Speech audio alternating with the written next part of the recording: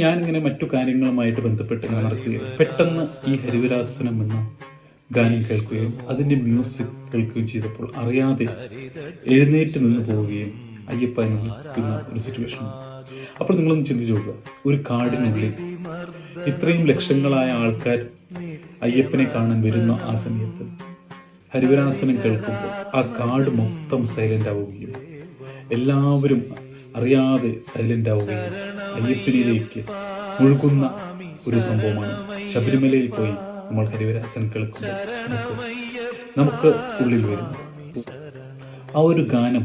ശബരിമലയിൽ പോയി കേൾക്കുമ്പോൾ അറിയാതെ നമ്മളെല്ലാം സൈലന്റ് ആയിട്ട് അയ്യപ്പ എന്ന് വിളിക്കുകയും പ്രകൃതി പോലും അയ്യപ്പനെ ഉറക്കാൻ വേണ്ടി സൈലന്റായി നിൽക്കുന്ന ഒരു സ്ഥലമാണ് ശബരിമലയിൽ. ഒരു ഗാനത്തിന്റെ വരികൾ, മ്യൂസിക്, ആലപിച്ച ദാസേട്ടൻ എല്ലാം കൂടി ഒത്തൊരുമിച്ചപ്പോൾ അറിയാതെ നമ്മൾ അയ്യപ്പനിലേക്ക് ലയിക്കുന്നു.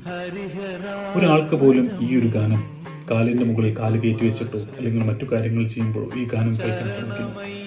ഈ ഹരിവരാസനം കേൾക്കുമ്പോൾ നമ്മൾ അറിയാതെ എഴുന്നേറ്റ് നിൽക്കുകയും അയ്യപ്പ എന്ന് വിളിക്കുന്ന ഒരു സിറ്റുവേഷൻ.